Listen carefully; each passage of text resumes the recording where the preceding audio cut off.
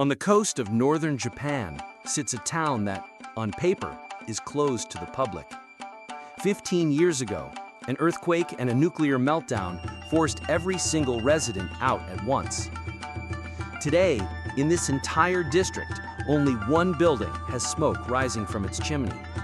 A kiln, over 300 years old, relit by a man who waited 13 years just to come home. This is Ōbori Sōma-yaki, a style of pottery made only in one small district of Fukushima Prefecture for over 300 years. It's recognized instantly by three things: a fine blue crackle glaze called aohibi, created by rubbing ink into hairline cracks after firing, a galloping horse, hand-painted on nearly every piece, tied to a 1,000-year-old samurai horse ritual still held nearby, and a double-walled construction, an inner cup and outer shell shaped separately and fused together before firing, so a hot drink inside stays hot for far longer than an ordinary cup.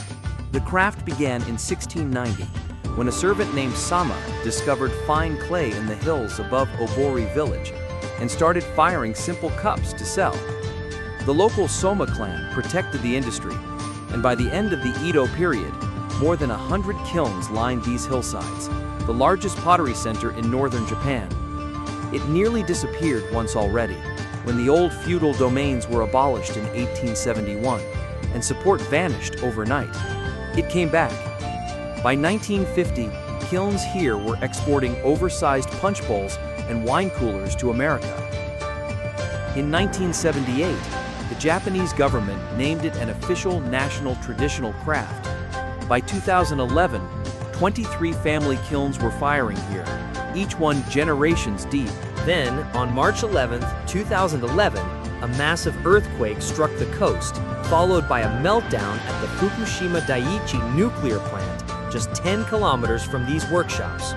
Within days, every household in Ōbori was ordered to evacuate. Potters left mid-firing, kilns still warm, told they might return in a week. They did not return for over a decade. The fallout contaminated the one hillside that produced the specific glaze stone used here, a material found nowhere else, now permanently unminable. More than 20 family kilns scattered across Japan to rebuild wherever they landed, and by the time restrictions eased, over half of them had closed for good. In March of 2023, 12 years after the evacuation, the government lifted restrictions on a small number of individual kiln plots in Ōbori. Not the town itself, just the literal footprints where the kilns once stood. One potter, in his 70s, decided to go back. He tore down his ruined shop and rebuilt it from nothing, splitting his time between his evacuation workshop and his actual hometown.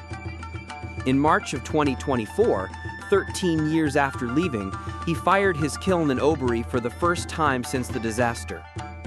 Two young women, in their 20s, moved in to apprentice under him soon after, training to become kiln masters in a town where, officially, no one is allowed to live. Just down the road, another family shop still stands, exactly as it was left.